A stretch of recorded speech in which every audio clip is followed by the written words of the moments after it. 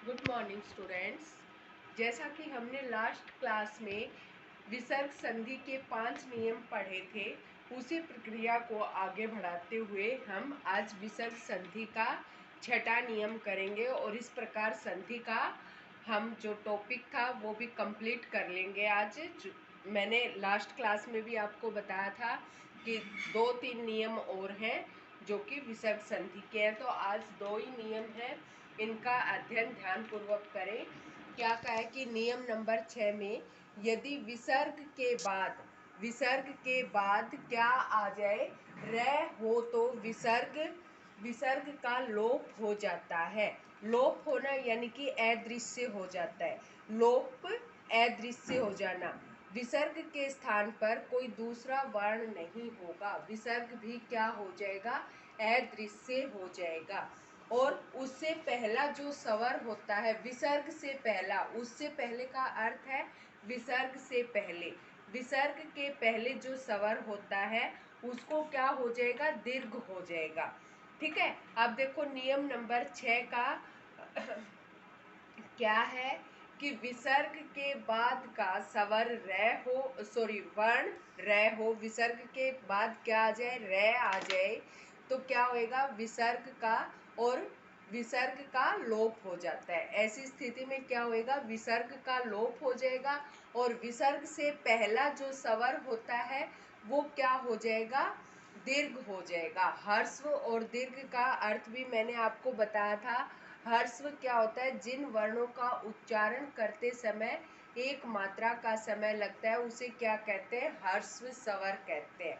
और दीर्घ स्वर किसे कहते हैं, जिन वर्णों का उच्चारण करते समय 2 मात्रा का समय लगे, अर्थात ह्रस्व स्वरों से 2 गुना समय लगे, उन्हें क्या कहा जाता है, दीर्घ स्वर कहा जाता है।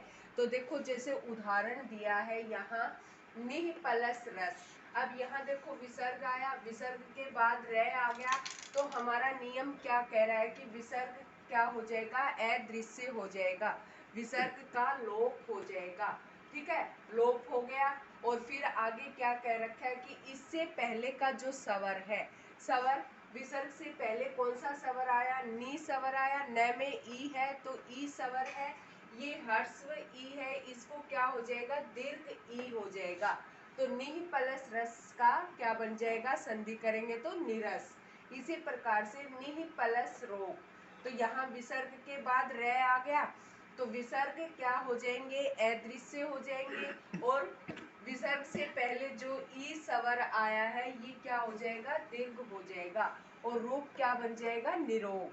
फिर है हमारा नियम नंबर 7। आगे कौन सा है, नियम नंबर 7, यदि विसर्ग के बाद क्या, विसर्ग के बाद क, प और फ, क्या क्या वर्ण आ जाए, क, प और फ, ये 3 वर्ण आ जाए तो क्या हो जाएगा, विसर्ग ज्यों के त्यों रहेंगे।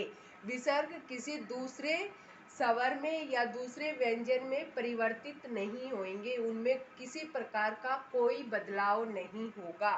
ठीक है, ये हमारा कौन सा नियम कह रहा है, नियम नंबर 7 कह रहा है कि यदि विसर्ग के बाद क्या आ जाए, क, प, फ, ये 3 वर्ण आ जाए तो क्या हो जाएगा, विसर्ग ज्यों के त्यों प्रयोग किए जाएंगे।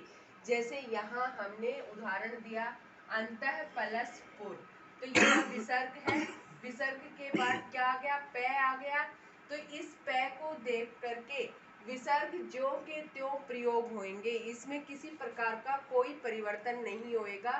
संधि करेंगे तो इसका रूप क्या बनेगा, अंतः प्लस अंतःपुर। फिर है प्रातः प्लस काल, विसर्ग आ गया, विसर्ग के बाद क आ गया, तो इस क को देख करके विसर्ग ज्यों के त्यों प्रयोग हो जाएंगे और जब इसमें संधि करेंगे तो क्या बन जाएगा, प्रातः काल। ठीक है, अधः प्लस पतन, विसर्ग आ गया, विसर्ग के बाद प आ गया, तो विसर्ग प को देख करके विसर्ग ज्यों के त्यों रहे, रूप क्या बन गया, अधः पतन। ठीक है, तो इस प्रकार हमारा संधि का टॉपिक क्लियर हो गया है, तीनों संधि हो गई है। संधि के कितने भेद थे, 3। कौन कौन से, स्वर संधि, व्यंजन संधि, विसर्ग संधि, जो कि हमने स्वर संधि की भेदों की हमने परिभाषा भी जानी, स्वर संधि के जितने भेद थे सभी की परिभाषा जानी, उदाहरण के माध्यम से जाना। ठीक है, व्यंजन संधि में क्या थे नियम, नियमों के माध्यम से और उदाहरण के माध्यम से हमने व्यंजन संधि का अध्ययन किया। फिर विसर्ग संधि में भी क्या थे नियम, विसर्ग संधि के भी भेद नहीं होते हैं और व्यंजन संधि के भी क्या नहीं होते हैं, भेद नहीं होते हैं, नियम बना रखे हैं। ठीक है, तो इस प्रकार से संधि का टॉपिक हम क्लियर कर चुके हैं। आज मैं आपको विसर्ग संधि के अन्य उदाहरण प्रैक्टिस के लिए दूंगी, जो कि आप अपनी फेयर नोटबुक में राइट करना और उनकी प्रैक्टिस करना। ठीक है, थैंक यू बेटा।